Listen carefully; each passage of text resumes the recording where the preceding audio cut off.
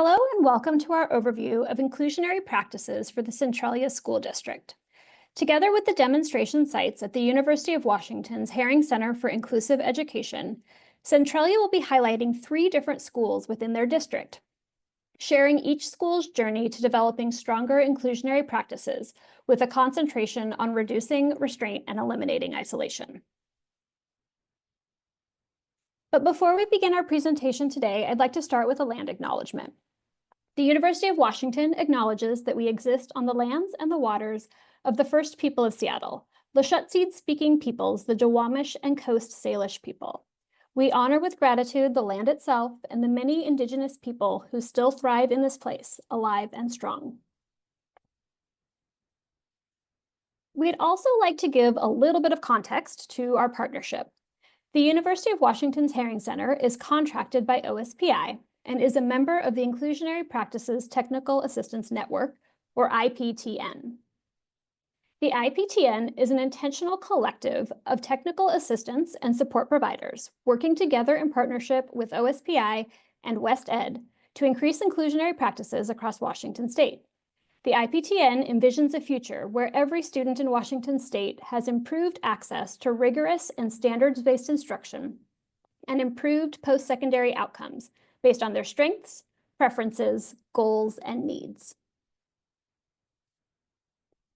The IPTN works to disrupt segregated systems and reduce exclusionary practices in Washington State schools. Its focus is on addressing the inequities to improve outcomes for all students, with a particular focus on those with intellectual and developmental disabilities and Black students eligible for special education services. Since its launch in 2019, originally as the Inclusionary Practices Project, or IPP, the IPTN has evolved to address systemic barriers that exclude these student groups from general education. State data continue to reveal inequities, with these students disproportionately excluded from inclusive settings. The UW Herring Center's work within the IPTN is committed to reducing restraint and isolation, expanding inclusive learning opportunities, and promoting inclusive and equitable educational environments statewide. The demonstration sites at the UW Herring Center for Inclusion continue to focus on highlighting inclusionary practices through partnerships with districts and featured schools, who graciously share their journey and invite visitors for transformational visit experiences. Although all of our demonstration site partners feature inclusionary practices, we now have 2 categories of demo sites. The first is the continuation of the inclusionary practices, or IP demo sites. And in the spring of 2023, we were pleased to welcome districts and sites highlighting practices to reduce restraint and eliminate isolation, or our RREI demo sites. Each demo site is on their own journey. Thus, high leverage moves align to individual school cultures and priorities. And for schools to have lasting impacts, district scale and sustainability are critical. I want to now introduce Tammy Jensen-Tabor and her Centralia School District colleagues, who are going to talk a little bit more about the district scale work that they've done in creating cultures of belonging and reducing restraint and isolation. Tammy? Thank you. We are so excited in Centralia to be chosen as a demonstration site. I think that it's important, and you'll hear more later in this video from the principals that are doing the work in the buildings. But I want to highlight Dr. Lisa Grant, who has been leading this work for our school district. She is a former special education teacher and administrator, and her heart is with special education. She leads strongly with Dr. Jeff Broom, who is our teaching and learning individual. And you'll also hear today from Adam Moline, our BCBA. And you're hearing from me and Julie Athens, our ed specialist in special services. You will be hearing highlights today with more in-depth information as we go through the slides from the buildings. I think that it's really important to highlight our vision and our mission. We live these every day when you come to visit. If you get to come and visit, you will see that this has come to life. We really do believe that all students achieve academic and personal excellence, and we do that through prioritizing students, upholding high expectations, Championing hope, I think, is a huge one in our world, and then cultivating collaboration. Many of you know the James Clear Atomic Habits. So 1% better every day is what we live with, and a minimum of 1 year's growth in 1 year's time. And we do that very intentional work by making sure that students stay in their seats and can be involved in education, and that helps us with them if their behavior is improving, they're learning. So wanted to just make sure that we highlight that work. Now I'm going to give you just a little brief demographics of our school district. We're a fairly small school district, about 3,200 kids, 565 with IEPs. We have developmental preschool, one of them, 5 elementary schools, a middle, comprehensive high, alternative high, and then a virtual academy for 9 through 12, which you will see special ed students in all of these places. So then I just want to talk a little bit in the next slide about how multi-tiered systems of support is just a key pillar for our work. Coming out of COVID, we knew that we had to do a reset in our MTSS program.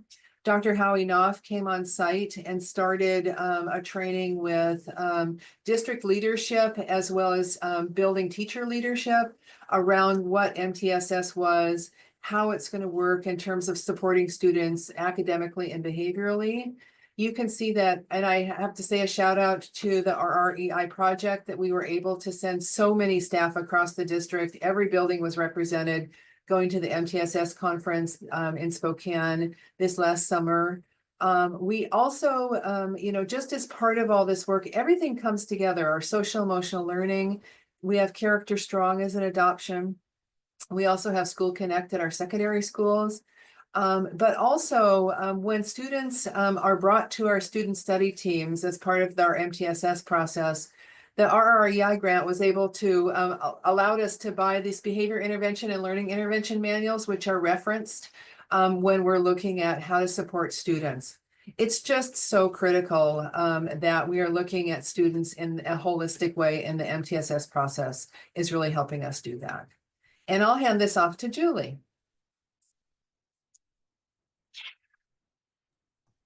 This one's me. I'm just going to highlight a couple of the different professional developments that we've gone over. It's a lot more than just this over the last couple of years, but really focusing on everything from mental health to behavior and verbal de-escalation for as many staff who are willing to come.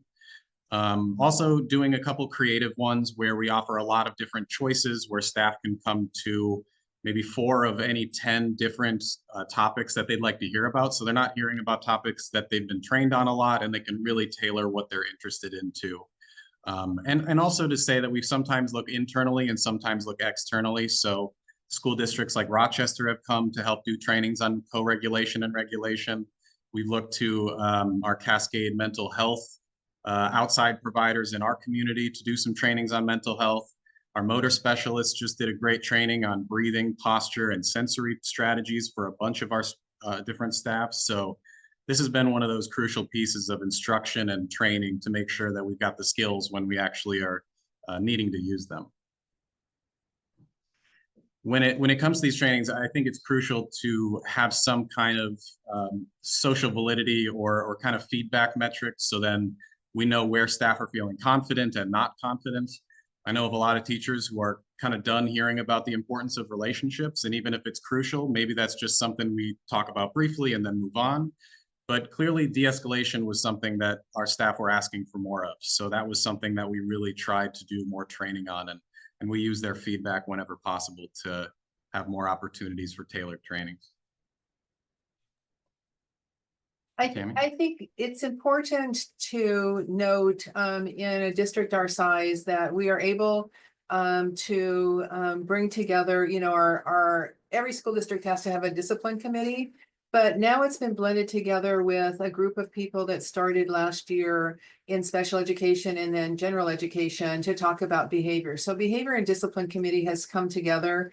It represents everyone from our union folks to administrators. Transportation have people that come to the table, educational assistants, our behavior specialists, because the work is all of our work. And so I think it's important to note that we are quarterly sitting in a room looking at data, talking about these, the issues for students and how to help them. And Adam, I'll turn more over to you.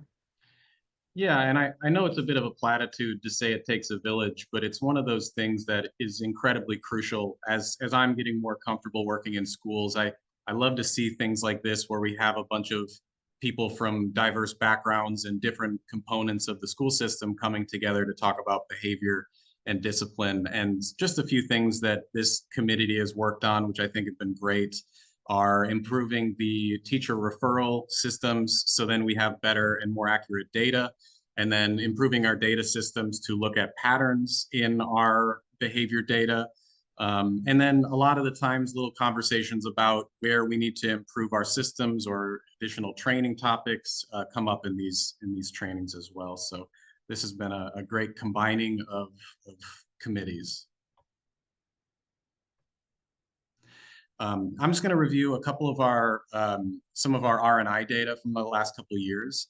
These are OSPI numbers, except for this year, which has not been sent out to the state yet, but it's all reported very similarly. So on the y-axis, we just have the total frequency of restraint, which is orange, and then isolation, which is black.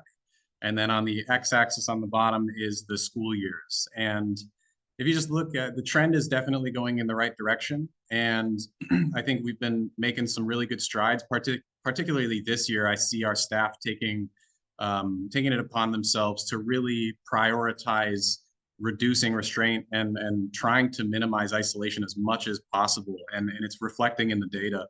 And before anybody says anything about these not being a completed school year, I also graphed these data as averages across months. So the last 3 years is the average across 9 months of school year. And then this year is across just the 4 months through the end of December. So these are up to date. And it still shows that we're trending in the right direction and definitely reducing and our restraints and isolation. So we're on the path, and I'm very proud of these data. I think it's important for people to say, okay, so you're a demonstration site, but how did you get here? What was your journey? What was your path? And part of the path started in the 21-22 school year. We discontinued having any self-contained behavior programs at our secondary buildings. And it was just clear that integration with typical developing peers, resource room was the path for them. The next year, 22-23, we then discontinued our self-contained behavior program that we had at elementary. We also added, so kids are going back to their buildings. They've been in a self-contained program. What are the supports that we provided them? So that was the advent of adding more behavior specialists in our building in terms of BCBAs and RBTs. And then we had, like many school districts, we had a levy failure. And so we also had to look at how are we going to do this work. But I think that the district got stronger through all of that, and we still focused the work on what we needed to work on, which was helping students recover from the pandemic, as well as working on their behavior. And so we adopted the CEL curriculum that we're talking about. At preschool, we use ALS PALS, which connects to Character Strong, and then the School Connect at secondary, in which general ed teachers, for the most part, are delivering the social emotional learning. And then as we moved along, we discovered that we really needed to have, instead of a couple of BCBAs and RBTs across the district, that we needed to have one BCBA. And then at elementary, we have behavior specialists that are certificated positions, as well as behavior paras. And then the middle and high school have a version of that, as a version, meaning that whatever fits for their culture and their building to help with behavior. So I think that it's just important to know that when we moved students out to buildings, we provided supports, but everybody needs to understand that the work has been hard. It's the right work. We're on the right path, as you can see that Adam was sharing that data.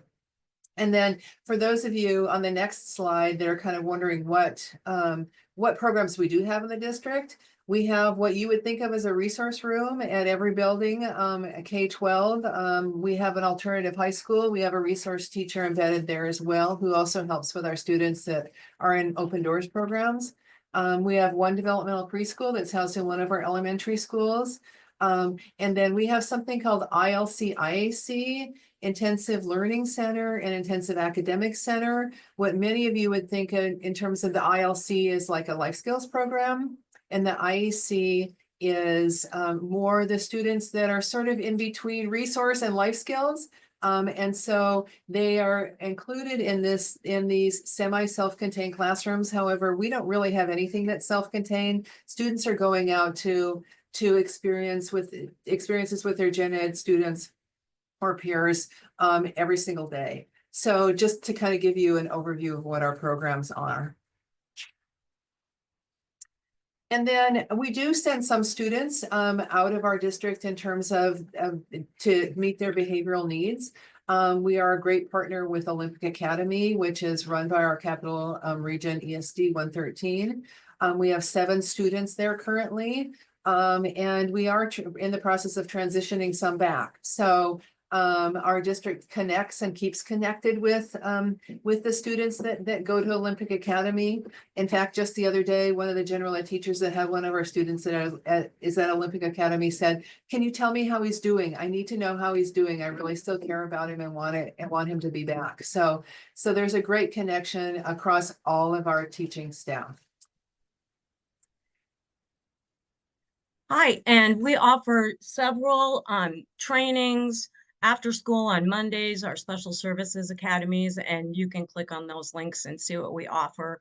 But one of the things I'm really proud of is here, anyone can come to our training, a bus driver, anyone in the buildings, in the lunchroom, it's paras, teachers, school psychs, anybody who wants to come. So I think that's really important. And again, we use CPI, crisis prevention intervention. We do a lot of training. We have 86 of our staff trained, but our entire kindergarten through 6th grade has been trained on the morning portion, on verbal de-escalation. And we have a big focus on trauma, informed instruction, and the effects of toxic stress, and working with students who might be going through a lot of stress at home and grief, and how that can look like behavior, but other ways to deal with it to really reduce restraint and isolation as much as we can. And we're heading towards safety care training too, which Adam is going to be part of. And I think it's important to know, that parents are a big player in our work with students in schools. And our staff, are always uncomfortable. People are uncomfortable about saying, "Oh my gosh, because your student has a 504 or is a general ed student or is a special ed student, that your student may be restrained or isolated if they're in imminent danger. And there's an imminent likelihood of serious harm." And so our staff said, "Tammy and Julie, can you put something together that makes it easier for us to explain to parents?" And so we put a parent-friendly handbook together, and a shout out to other districts that are doing this as well. We always, in education, we steal. So we are been helped by, I think Spokane School District was a great contributor to helping us. But this is the page that the staff use when they explain restraint and isolation. And it actually has led to some good conversations with parents. They're thankful to know that what the law is and what it's all about. I should also say that we take minutes at all of our meetings, and at the bottom of our minutes page, we say, we check the box. Did you offer the rights to the parents? Did you offer an explanation? Did you offer the explanation of restraint and isolation? So we're documenting that with parents as well. So that they really can understand. We don't want anybody to be scared or caught off guard. And then I'll hand it off to Adam.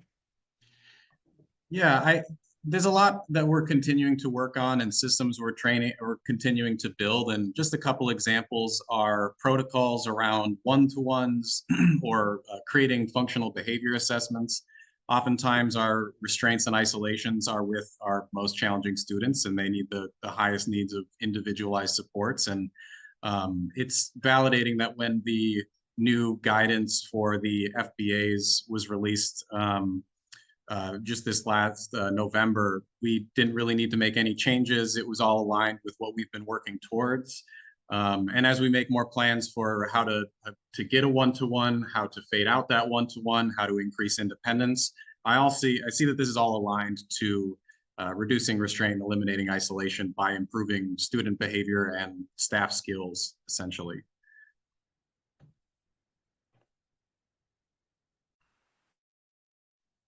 And you folks might be thinking, how the heck do they get all these trainings tucked in? So we, Julie and I and other people meet with all of these folks you'll see in the list on a monthly basis. And it's just, we are trying to tuck in the same information and align it throughout our months. And as Julie said, for me, it's a y'all come. If somebody misses the school psych meeting and they want to come to the school counselor meeting, we really work hard on getting parents in. It's always a challenge to get parents to come to meetings in the evening and things like that. But it's just, it is a work in progress, but we really, I think, are aligning the message. And the big thing that Dr. Lisa Grant, our superintendent, is also really keen on is making sure that we are connecting to the general ed side of the house. So we're aligning messages on both sides, which is the reason that general education feels so comfortable to come to the table and work with us. And then I also have the privilege of working with our mental health liaison. And because folks think, sometimes behavior has a mental health component. And so where does that fall in the role in our school district? We have had last year we had several mental health folks, but because ESSER dollars went away, we're down to one mental health support specialist. And she works with buildings on teams, on student study teams. She's working individually or also linking families to services. You'll see some links here about success plans that buildings create with students. We always have after incident reports. Julie put together a debrief form after restraint and isolation because we need to when heads have settled to talk about how to do things differently the next time. I think that it's always important to know that we are considering mental health. And I think a funny story is that you'll see the purple down there. For those of you that don't know what a purple is, it looks like a great little toy, but it has a heartbeat, and the heartbeat will race if your heartbeat's racing, but it also will help you slow your heartbeat. And my funny story is that we have them in classrooms in our elementary, and a teacher was becoming escalated one day. And so a student went and got the purple and gave it to the teacher and said, probably you need to hold the purple a little bit, so that you can see that students are learning the benefits of de-escalating and calming and centering themselves. I think it's also important that people say, gosh, you have a lot of people and they're all working on behavior, and what is everybody's role? And so this document was created because, and I think of it as like we're all swimming in the same pool, but we need to stay in our lanes. Otherwise, sometimes we're giving cross messages or teams are confused as to who to listen to. So this is a fluid document. We review it on an annual basis. But this is part of the link also that you can see, but just so you can see who's doing what in our district, because everybody has a role. And from me all the way, across the entire plan that we're talking about in terms of our district's work. And Adam, I'll turn it over to you. Yeah, just to close things out, I'd like to do a few shout outs just to the people doing some amazing work out there in Centralia. Our 4 behavior specialists who are now in their 2nd year are totally getting their feet under them and really coming into their own. Incredibly compassionate as first responders to these most challenging situations. And them, along with their behavior paras who have been doing this work for quite a long time in our district, they do a lot of different things, and really just starting by working on our tier 1, tier 2 systems, walkie systems, improving our behavior matrix across the district was something they did over the summer. The unstructured environments, a lot of trainings for our recess and hallways and lunchrooms has been some excellent work. And I really think the increased tier 2 capacity has been something that's been very beneficial. And I even feel the difference in some of our schools since some of these things have been improved. And we're still working towards improving, how do we teach pro-social behaviors in the most efficient way possible? And I think one of the things that I've seen Centralia do an amazing job of, especially this year, is our gen ed staff and our special education staff have really come together and taken this upon themselves to all be teachers of behavior as much as possible, to reteach those expectations, particularly after breaks and after challenging times or disruptions in routines. And it's not something that 10 behavior staff in a district can do alone. This really is going to take a lot of staff, and I see them taking that on themselves to work towards that. We have a lot of work to do continually, but I'm really proud of the work that these staff have done, and I'm proud of being here. And for some more specific examples, I'm going to turn it over to our principals to continue to go into the hard work they've been doing. So thanks for listening. Hi there, we are Washington Elementary School, home of the Mini Tigers. My name's Danielle Vekich and I'm the principal here. My name is Regina Brown and I'm the school counselor here. My name is Danny Ford. I'm the behavior specialist here. And I'm Heather Sprague. I'm the instructional facilitator. A little about our school. We serve kindergarten through 6th grade students since 2019-20. We have a total of 304 students. Of that, 26 are on an IEP in our resource room. We have 23 with a communication speech only IEP, 56 multilingual students. We're roughly 70% free and reduced lunch, 21 certificated staff, and 12 classified. Our journey to create a strong culture of learning began about 10 years ago in 2015-16. Our leadership team started attending PBIS seminars where we had a focus on growth mindset, restorative practices, and bringing positive systems in. Then in 2019-20, we shifted from a K3, 4, 5, 6 district to K6 neighborhood schools and began our journey with Character Strong building wide that same year.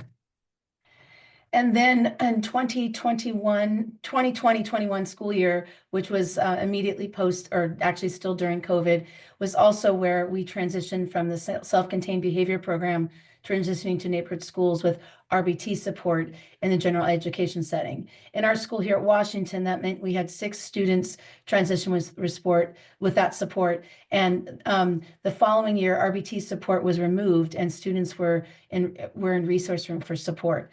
And then in 2021 also, and responsible to COVID, as well as this change with our self-contained behavior program, one of the things we realized our students needed was a more of a school-wide approach on a focus on calm and regulated nervous systems. So you can see in the left part of the screen there, that is our PE teacher who did a donor's choose and got meditation cushions and began teaching, and still does to this day. The very first few minutes of PE begins with a meditation session with students.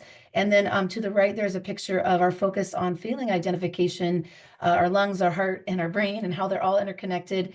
And then we have a little friend here that we'll speak about a little later called a PERBL out of Seattle's Committee for Children that teaches more of an embodied understanding of a regulated nervous system.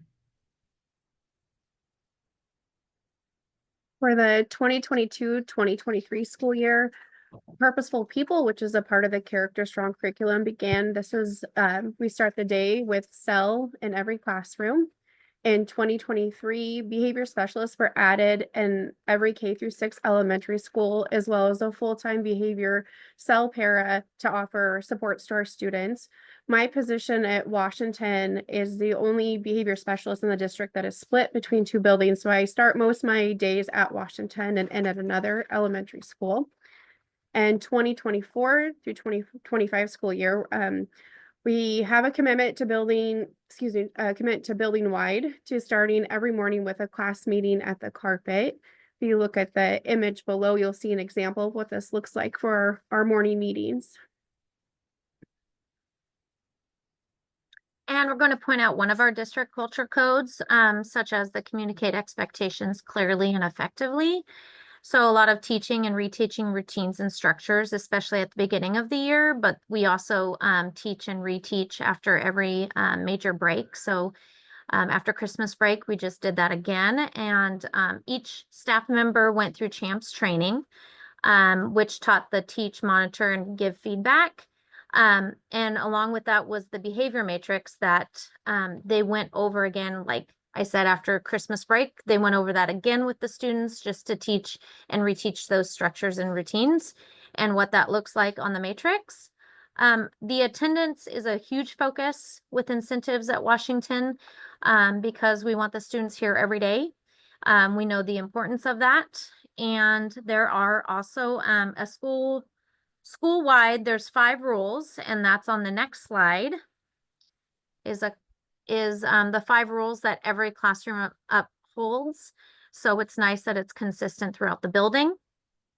And then there's a video here that is actually a 1st grade classroom that's practicing the 5 rules in their morning meeting.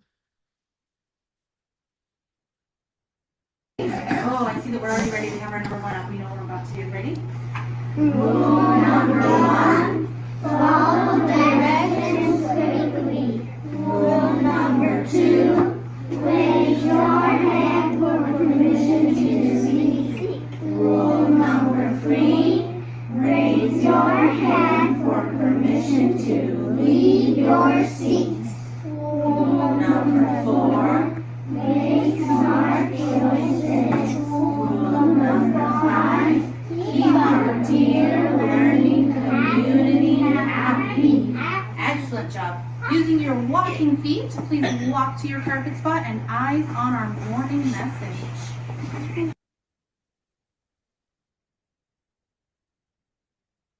Oh, I see that we're already ready to have our number 1 up. There we go.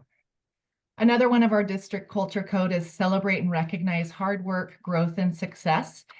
We really love to celebrate the hard work that not only students but staff are doing. We have monthly awards assembly where we focus on the students that have displayed that character development trait of the month. Our last month was perseverance, and we're currently working on honesty. And so that picture in the lower left-hand corner are our students kindergarten through 6th grade who were recognized by their teacher for displaying that character trait. We also do some fun awards called the Golden Awards, and there's a variety. It's growing every month. It seems like we've got our golden microphone for the class that has behaved the best in music, and she actually keeps track of points. We've got a golden sneaker that's for PE, a golden heart for Mrs. B's social emotional learning lessons.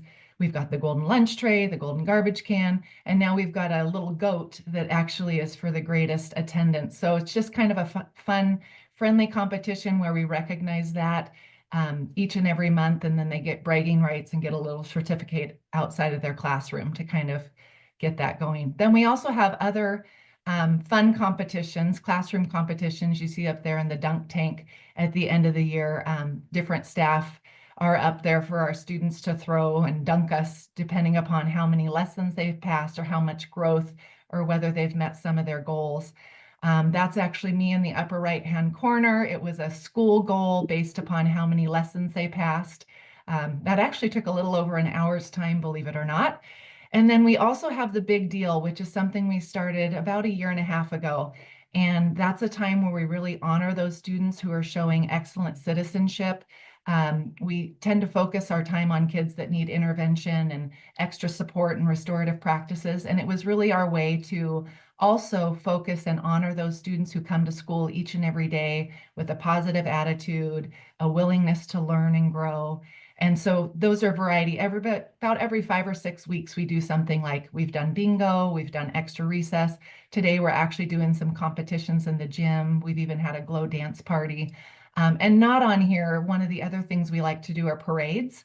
where we do like parades of encouragement before each grade level does the Smarter Balance, and all the little ones are out there with signs cheering them on, building positive culture as well as celebratory. We just recently were champions in both girls and boys basketball. So we had a big school parade and just celebrated that. So we really want to focus our attention on celebrating the growth that we see each and every day.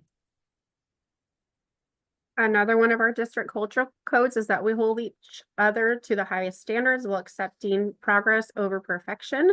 The focus with this is that every student sets their own goal. So they do this through their own goal setting, and they graph their success as they move through their progress. And then we celebrate their progress, some of the examples that Ms. Beckett just mentioned. We also have differentiated behavioral support for classrooms and individual students. So this supports the individual student, depending on what their needs are, to support behavior. So this might be a check-in, check-out system. They might have incentives that we track their progress for behavior goals, class pass, sensory breaks, things like that, that help them be supported throughout the day while they're at school. If you look at these images, you can see some of those graphing pictures, these students celebrating their success, and just another picture of the purples that Ms. Brown mentioned earlier.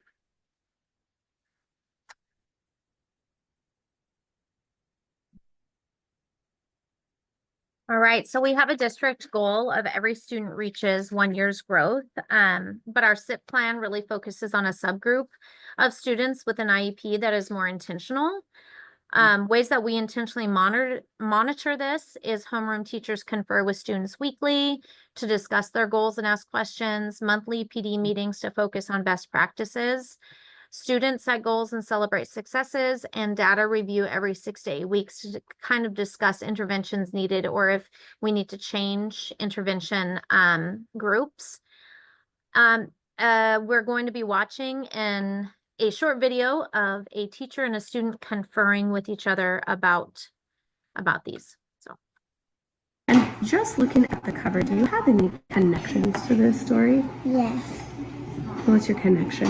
That when I was in my cousin's garden and I was at my uncle's, I was playing hide and seek with my oldest cousin. And I have a connection up the tree because I went up the tree once time and hide in there. Oh, so you also hid in the tree once. That's a really good connection. All right, go ahead and start reading. And if you're reading and have connections, you can stop and tell me those connections. All right. Hide and seek. It was a hot summer day. And just looking at the cover, do you have any? All right, our second school improvement plan goal for this year is to adopt our No Excuses University, which is a new initiative that we started this year, along with one other school in the district, and we're piloting that. And the goal is to have all 17 classrooms adopting the No Excuses University and using the 6 pillars in the program. The other part of that goal is to have at least 95% of our students engaging in goal setting, including family voice during our October conferences. We actually were able to get 96% of our families here, and we really want them partnering with us to promote this idea of career and college ready for all students, as well as just having every door and opportunity open for each and every one of them throughout their schooling, with this idea of hope for their future, that no matter what they want to be, you know, we're gonna get them there, and we're gonna be letting them think about their future in a positive way. Some of the things we've done, we've got in the upper right, that's one of our families. Every student and staff member has the same shirt with our Mini Tiger logo and the No Excuses University. And our theme this year is Hope is Contagious. And then on the back of the shirt, this idea of every child, every choice. Doesn't matter what your choice is down the road, we're going to get you there with, you know, making every day count, and the district theme of getting 1% better each and every day, and competing just with ourselves on that idea. We also did a career dress-up day, getting students to talk about and think about, what is it that I want to be when I'm older, and, you know, what will that look like? And some of the things in the spring we're going to be doing with our older kids is, you know, taking a trip and walking over to the Centralia College to see what that looks like. looking into each of those careers to, what education will I need to be able to get there? And then the other part of this is every classroom adopts a university. So for instance, there's some that are Wazoo, and so their attentive listening signal is Go Cougs, or GCU, getting the little Lopes up. And so it's kind of a fun way to get kids thinking about what their future holds and giving them that hope for their future. And then another of our goals is to increase student survey results. So this would be student voice, their perceptions of enjoying coming to school. One is the area, and the second area is our classroom does morning meetings. So in a moment, we'll see a short video of a teacher doing a morning meeting. So we do daily class meetings using Character Strong Tier 1, building a sense of belonging community. In addition to that, I'm the school counselor, and I go into every classroom twice a month and teach a longer lesson that is part of our curriculum. They're titled Grow Lessons that feature the character trait of the month. And then, then also teaching at times, maybe an entire class is demonstrating a need for more of a Tier 2 response, but at a whole class level. Currently doing that in a first grade classroom, both first grade classroom right now. And then we have Tier 2 Character Strong lessons that we started that Tier 2, which is intended to be more of a small group situation, lessons and small group to teach skills that are getting in the way of students being successful, such as executive functioning and also, this is the part where I get to be human, whether we're externalizing or internalizing behaviors.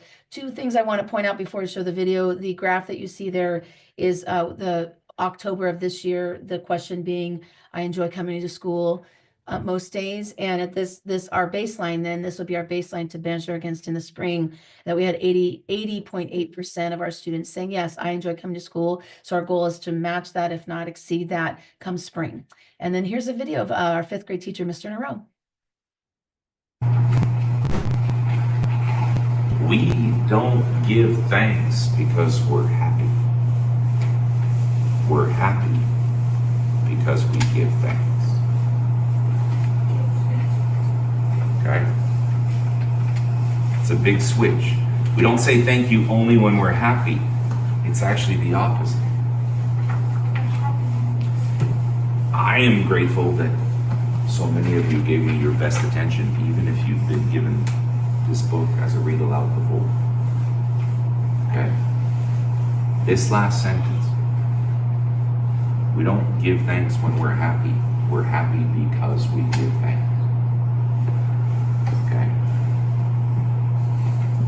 I'm very grateful for all of you here today.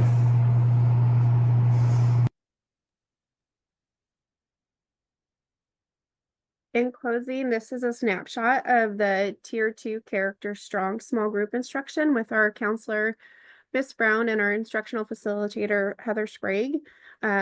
In the example here, it talks about externalizing emotions, and this lesson is focusing on identifying hot buttons that you'll see in the small group instruction here in the video. What do you think is going on with Soren there? What do you think the button would be there? Maybe she was doing her homework or drawing and Yeah. got mad. What do you think? She probably messed up when she was coloring. And then she was very frustrated, like, I don't want this anymore, kind of a thing? In the Okay. Have you guys ever had a point where you wanted to tear up your work before? Yeah, last time I hate drawing. Okay, one at a time. So for you, if it was drawing, you don't like it, you would tear it up? Yeah. What about for you, Michael? When I get mad, when I am getting mad at my paper, I ask if I can have my break, but Yeah. she gives me just a piece of paper. Okay. But it's not my break card. Got it. And then I go up to my paper and just rip it like Because it's super frustrating, fast. because you were hoping to get your break card. What do you think is going on with Soren there? All right. Thank you for listening to our journey, and we still have a long way to go, but I think each and every year we're making tweaks to, meet our students where they're at and give them what they need. Thank you so much. We want to thank the Centralia School District and, of course, Washington Elementary. Thank you so much for sharing your journey with us. And if you'd like some more information, you can always go to the IPPdemosites.org website, and you can find artifacts under both the Centralia School District page and the Washington Elementary page. Thank you.